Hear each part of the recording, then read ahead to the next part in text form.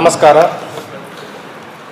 Station Bazaar police ಸ್ಟೇಷನಲ್ಲಿ ಒಂದು ಮನುಷ್ಯ ಕಾಣೆ ಪ್ರಕರಣ ದಾಖಲಾಗಿತ್ತು. ಆ ಪ್ರಕರಣವನ್ನು ತನಿಖೆ ಮಾಡಿದಾಗ ಮತ್ತು ತನಿಖೆ ಸಮಯದಲ್ಲಿ ಕಲೆ ಹಾಕಿದ ತಾಂತ್ರಿಕ ಮತ್ತು ಗ್ರೌಂಡ್ ಲೆವೆಲ್ ಇನ್ಫಾರ್ಮೇಷನ್ ಮೇಲ್ಗಡೆ ಆ ಕಾಣೆಯಾದ ಮನುಷ್ಯ ಏನು ಪ್ರಕರಣ ಇತ್ತು ಆ ಪ್ರಕರಣ ತನಿಖೆಯಿಂದ ಕೊಲೆಯಾಗಿರುವ ಬಗ್ಗೆ ಮಾಹಿತಿ ಬರುತ್ತೆ. ಆ ಹಿನ್ನೆಲೆಯಲ್ಲಿ ಏನು ಒಂದು ಮಿಸ್ಸಿಂಗ್ ಕೇಸ್ ಇತ್ತು ಅದು ಈಗ ಕಲೆ ಪ್ರಕರಣ ಅಂತಂದು ಹೇಳ್ಕೊಂಡು ಈಗಾಗಲೇ ಇನ್ನೊಂದು ಪ್ರಕರಣವನ್ನು ಸ್ಟೇಷನಲ್ಲಿ ದಾಖಲು ಮಾಡಿಕೊಂಡು ತನಿಖೆಯನ್ನು ಮಾಡ್ತಾಯಿದ್ದಾರೆ.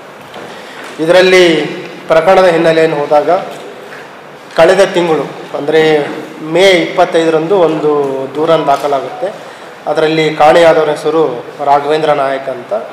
ಇವರು ಕಾಣೆಯಾಗಿದ್ದು ಮಾರ್ಚ್ 12ನೇ ತಾರೀಕಿಗೆ ಮಿಸ್ ಆಗಿರ್ತಾರೆ. ಬಟ್ ಅವ್ರ ವೈಫ್ ಬಂದು ದೂರು ಕೊಡೋದು ಮೇ 25.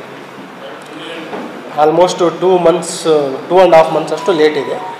ರೀಸನ್ ಏನಂತಂದರೆ ಇವರು ಮೂಲತಃ ಕಾರವಾರ ಕಡೆಯವರು, ಉಡುಪಿ ಕಾರವಾರ ಕಡೆಯವರು. ಗಂಡ ಹೆಂಡ್ತಿನೂ ಅಲ್ಲೇ ಇರ್ತಾರೆ, ವೈಫ್ ಅಲ್ಲೇ ಇರ್ತಾರೆ. ಮತ್ತು ಇವರೇನು ಹಸ್ಬೆಂಡ್ ಇದ್ದಾರೆ ರಾಘವೇಂದ್ರನವರು ಮನೆ ಬಿಟ್ಟು 15 ದಿನ 20 ದಿನಕ್ಕೆ ಒಂದು ಸಲ ಮನೆ ಹೋಗುವಂಥವ್ರು ಇರ್ತಾರೆ. ಹಾಗಾಗಿ ಬರ್ಬೋದು ಅಂತ ತಿಳ್ಕೊಂಡು ತಡವಾಗಿ ಬಂದು ದೂರನ್ನು ಕೊಟ್ಟಿದ್ದೀನಿ ಅಂತ ಅವ್ರು ಹೇಳ್ತಾರೆ. ಅವರು ದೂರು ನೀಡಿದ ತಕ್ಷಣ ಇಮ್ಮಿಡಿಯೇಟ್ ನಮ್ಮವರು ಪ್ರಕರಣ ದಾಖಲು ಮಾಡ್ಕೊಂಡಿದ್ದಾರೆ. ಮತ್ತು ಇವರ ಬಗ್ಗೆ ಮತ್ತು ಕೆಲವು ಟೆಕ್ನಿಕಲ್ ಇನ್ವೆಸ್ಟಿಗೇಷನ್ ಮಾಡಿದಾಗ ಕೆಲವು ಅನುಮಾನ ಬರುತ್ತೆ. ಆ ಹಿನ್ನೆಲೆಯಲ್ಲಿ 3 ಜನರಿಗೆ ವಶಕ್ಕೆ ಪಡಿಸ್ಕೊಂಡು ವಿಚಾರಣೆ ಮಾಡ್ತಾರೆ.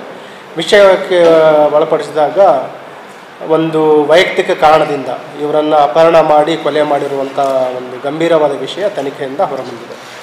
ಇದರಲ್ಲಿ ಏನು ಮಿಸ್ಸಿಂಗ್ ಕೇಸನ್ನು ಈಗಾಗಲೇ ಮರ್ಡರ್ ಕೇಸ್ ಕನ್ವರ್ಟ್ ಮಾಡಿದ್ದಾರೆ.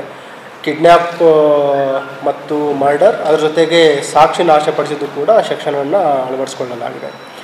ಇದರಲ್ಲಿ ಈಗಾಗಲೇ police inspector station Bazaar Shakeel ಅಂಗಡಿ ಮತ್ತು ಅವ್ರ ತಂಡ ACP ಸೌತ್ ಅವರ ಮಾರ್ಗದರ್ಶನದಲ್ಲಿ ಈಗ 3 ಜನ ಆರೋಪಿಗಳನ್ನು ವಶಪಡಿಸ್ಕೊಂಡಿದ್ದಾರೆ. ಅದರಲ್ಲಿ ಪ್ರಾಥಮಿಕ ವಿಚಾರಣೆಯಿಂದ ತಿಳಿದು ಬಂದಿರೋದೇನಂತಂದರೆ ಏನು ಮೃತರಾಗಿದ್ದಾರೆ ರಾಘವೇಂದ್ರ ಅನ್ನೋರು, ಅವರಿಗೆ ಪರಿಚಯ ಇರುವಂಥ ಮಹಿಳೆ ಇರ್ತಾರೆ. ಅವ್ರ ಜೊತೆ ಸುಮಾರು ವರ್ಷಗಳಿಂದ ಒಂದು ರಿಲೇಷನಲ್ಲಿರುತ್ತೆ. ಮತ್ತು ಇತ್ತೀಚೆಗೆ ಏನು ಆರೋಪಿ ಇದ್ದಾನೊಬ್ಬನು A1 ಆರೋಪಿ, ಕಳೆದ 1 ವರ್ಷದಿಂದ ಅವನ ಜೊತೆ ಈ ಮಹಿಳೆ ಸನಿಯಾಗ್ತಾರೆ. ಆ ಹಿನ್ನೆಲೆಯಲ್ಲಿ ಈ ಲೇಡಿ ಕಂಪ್ಲೀಟ್ ಏನು ಮೃತನಾಗಿದ್ದಾನೆ ಅವರನ್ನು ಬಿಟ್ಟು ಆರೋಪಿ ಜೊತೆ ಹೋಗ್ತಾ ಇರಬೇಕಾದ್ರೆ ಇವನು ಮೃತನಾದವನು ಇವರಿಗೆ ತೊಂದರೆ ಕೊಡ್ತಾ ಇದ್ದಾನಂತಂದು ಹೇಳಿ ಆ ಮಹಿಳೆ ಆರೋಪಿಗೆ ಆವಾಗ ಮಾಹಿತಿಯನ್ನು ನೀಡ್ತಾ ಇರ್ತಾರೆ. ಇವನು ಹರ್ಯಾಸ್ ಮಾಡ್ತಾ ಇದ್ದಾನೆ, ತೊಂದರೆ ಕೊಡ್ತಾ ಇದ್ದಾನೆ, ಅವನಿಗೆ ಬಿಟ್ಟು ಉಲ್ಟಾ ಇವ್ರ ಜೊತೆನೇ ಬರಲಿಕ್ಕೆ ಒತ್ತಾಯ ಮಾಡ್ತಾ ಇದ್ದಾನಂತ ಹೇಳ್ತಾ ಇರ್ತಾರೆ. ಆ ಹಿನ್ನೆಲೆಯಲ್ಲಿ ಅವನಿಗೆ ಪಾಠ ಕಲಿಸ್ಬೇಕು ಅಂತ ಅವನನ್ನು ಒಂದು ಕಾರ್ನಲ್ಲಿ ಹಾಕ್ಕೊಂಡು ಇಲ್ಲಿ ಕೃಷ್ಣನಗರದಲ್ಲಿರೋ ಒಂದು ಸ್ಮಶಾನದಲ್ಲಿ ಅವನ ಹಲ್ಲೆ ಮಾಡ್ತಾರೆ. ಹಲ್ಲೆ ಮಾಡಬೇಕಾದ್ರೆ ಅವನ ಪ್ರೈವೇಟ್ ಪಾರ್ಟ್ಸಿಗೆ ಕೂಡ ಹಲ್ಲೆ ಮಾಡ್ತಾರೆ. ಆ ಸಂದರ್ಭದಲ್ಲಿ ಅವನು ಅಲ್ಲೇ ಮೃತನಾದ ತಕ್ಷಣ ಅದೇ ಒಂದು ಆರೋಪಿಗಳಿಗೆ ಸೇರಿರುವಂಥ ಒಂದು ರಿಡ್ಸ್ ಕಾರಲ್ಲಿ ಅವನ ಬಾಡಿಯನ್ನು ಇಲ್ಲಿಂದ ರಾಯಚೂರು ಡಿಸ್ಟಿಕಲ್ಲಿರುವ ಶಕ್ತಿನಗರ, ಅಲ್ಲಿ ಕೃಷ್ಣನಗರದ ಒಂದು ಬ್ರಿಡ್ಜ್ ಮೇಲ್ಗಡೆಯಿಂದ ಶವವನ್ನು ಬಿಸಾಡಿ ಆಮೇಲೆ ಮರಳಿ ಕಲಬುರಗಿ ನಗರಕ್ಕೆ ಹಿಂತಿರುಗಿರ್ತಾರೆ. ಇದು ಆಗಿದ್ದು ಮಾರ್ಚ್ 12ಕ್ಕೆ.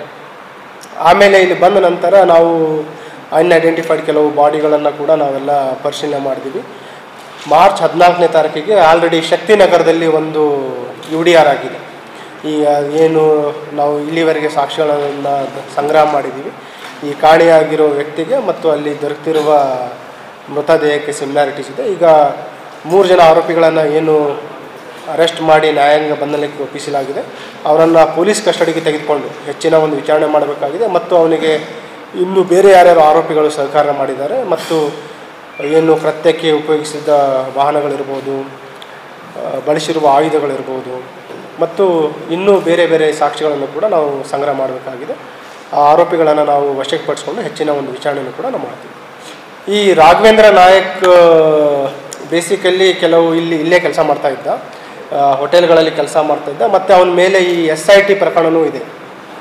SIT ಪ್ರಕರಣ ದಾಖಲಾಗಿದೆ. ಮತ್ತು ಯಾವ ಮಹಿಳೆ ಇದ್ದಾರೆ ಅವರು ಕೂಡ ಇದೇ ವೃತ್ತಿಯಲ್ಲಿದ್ದರು. ಮತ್ತು ಆ ಒಂದು ವೃತ್ತಿಯ ಸಂದರ್ಭದಲ್ಲಿ ಅವರಿಗೆ ಒಂದು ಸಂಜೆ ಇರುತ್ತು. ಇತ್ತೀಚೆಗೆ ಏನು ಆರೋಪಿ ಇದ್ದಾನೆ A1 ಆರೋಪಿ ಅಂತ ಗುರುರಾಜ್ ಅಂತ, ಅವನ ಜೊತೆ ಅವರ ಒಂದು ಸನಿಹ ಜಾಸ್ತಿ ಆದಾಗ ರಾಘವೇಂದ್ರನಿಂದ ದೂರ ಆಗ್ತಾರೆ. ಆ ಒಂದು ಹಿನ್ನೆಲೆಯಲ್ಲಿ ಅವರಿಗೆ ಮನಸ್ತಾಪ ಆಗಿರುತ್ತೆ. ಸೊ ಆ ಲೇಡಿ ನೀಡಿರೋ ಒಂದು ಮಾಹಿತಿ ಆಧಾರದ ಮೇಲೆಗೆ ಈ A1 ಆರೋಪಿ ಅವನ್ನ ಇನ್ನೂ ಬೇರೆ ಸ್ನೇಹಿತರ ಜೊತೆ ಸೇರಿಕೊಂಡು ಇವನಿಗೆ ಅಪಹರಣ ಮಾಡಿ ಕೊಲೆ ಮಾಡಿರುವಂಥದ್ದು ತಿಳಿದು ಬಂದಿದೆ. ಗಿರಾಕಿಗಿಂತ ಈಗ ಬೇಸಿಕಲಿ ಅವರ ವಿಚಾರಣೆ ಮಾಡಿದ ಪ್ರಕಾರ ಏನು ವೃತ್ತಿ ಇದೆ, ವೃತ್ತಿ ಜೊತೆಗೆ ಇವರು ಸ್ಥಳೀಯ ಆಗಿದ್ದರು ಅಂತ. ಬೇಸಿಕಲಿ ಇವನೇನು ರಾಘವೇಂದ್ರಗೆ ಟೋಟಲಿ ಅವಾಯ್ಡ್ ಮಾಡಿ ಈ A1 ಆರೋಪಿಯನ ಜೊತೆ ಅವನ ಜೊತೆ ನಿರಂತರವಾಗಿ ಕ್ಲೋಸ್ ಆಗ್ತಾಯಿದ್ರು. ಆ ಹಿನ್ನೆಲೆಯಲ್ಲಿ ಅವಳಿಗೆ ಪೀಡಿಸ್ತಾ ಇದ್ದ ಅಂತ ಮಾಹಿತಿ ಇರೋದು. ಲೇಡಿನೂ ಕಂಪ್ಲೀಟ್ ಕಾರಲ್ಲಿದ್ದರು. ಇವನಿಗೆ ಲಾಡ್ಜ್ ಹತ್ರ, ಒಂದು ಖಾಸಗಿ ಲಾಡ್ಜ್ ಹತ್ರ ಅವನಿಗೆ ಕಾರಲ್ಲಿ ಕರ್ಕೊಂಡು ಹೋಗ್ಬೇಕಾದ್ರೆ, ಸ್ಮಶಾನದಲ್ಲಿ ಹಲ್ಲೆ ಮಾಡಬೇಕಾದ್ರೆ, ಆಮೇಲೆ ಈವನ್ ಇವರ ಮೃತದೇಹವನ್ನು ಅಲ್ಲಿ ಕೃಷ್ಣಾ ನದಿ ಬ್ರಿಡ್ಜ್ ಮೇಲೆ ಡಿಸ್ಪೋಸ್ ಮಾಡಬೇಕಾದ್ರೂ ಕೂಡ ಆ ಲೇಡಿ ಜೊತೆಗಿದ್ದರು. ಅದನ್ನೇ ಹೇಳಿದೆ, ನಾವು ಕೂಡ ಅದನ್ನೇ ಆಶ್ಚರ್ಯ ಆಗಿದ್ದೀವಿ. ಯಾಕಂತಂದರೆ ಇವನು ಏನು ವೃತ್ತಿ ಇದೆ, ಇವನು ರಾಘವೇಂದ್ರನ್ ಅವನು ಇದೇ ರೀತಿಯ ಒಂದು ಅಪರಾಧಗಳಲ್ಲಿ ಭಾಗಿಯಾಗಿರುವಂಥ ಪ್ರಕರಣಗಳಿದ್ದಾವೆ. ಯಾದಗಿರಿಯಲ್ಲಿ ಪ್ರಕರಣ ಆಗಿದೆ, ಕಲಬುರಗಿ ನಗರದಲ್ಲಿಯೂ ಕೂಡ ಪ್ರಕರಣ ಆಗಿದೆ. ಇವರು ಯಾರು ಲೇಡಿ ಇದ್ದಾರೆ ಇದರಲ್ಲಿ ಆರೋಪಿ ಲೇಡಿ, ಅವ್ರ ಮೇಲೂ ಕೂಡ ಅಶೋಕನಗರ ಪೊಲೀಸ್ ಸ್ಟೇಷನಲ್ಲಿ ಕೂಡ ಕಳೆದ ವರ್ಷದವರು ಮದುವೆ ಆಗಿದೆ. ಮದುವೆಯಾಗಿ ಇತ್ತೀಚೆಗೆ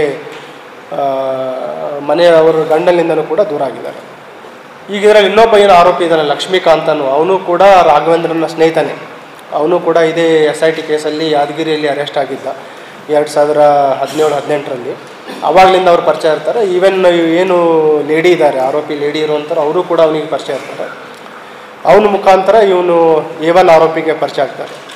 ಸೊ ಪರಿಚಯ ಆಗಿದ ನಂತರ ಯಾವಾಗ ಇದು ಬಾಂಡಿಂಗ್ ಕ್ಲೋಸ್ ಆಗುತ್ತೆ, ಆವಾಗ ಇವನು ರಾಘವೇಂದ್ರನಿಂದ ದೂರ ಆದಾಗ ಒಂದು ಕಡೆ ಈ ವೃತ್ತಿಲಿಂದನೂ ದೂರ ಆಗ್ತಾಳೆ ಅವಳು, ಮತ್ತು ಅವನಿಂದನೂ ಕೂಡ ದೂರ ಆಗ್ತಾಳೆ. ಸೊ ಅವನಿಗೆ ಅವ್ರ ಮೇಲೆ ಏನು ವೈಯಕ್ತಿಕ ರೀಸನ್ನಿಂದ ಅವರು ಡಿಸೈಡ್ ಮಾಡ್ತಾರೆ ಇವನಿಗೆ ಪಾಠ ಕಲಿಸ್ಬೇಕು ಅಂತ.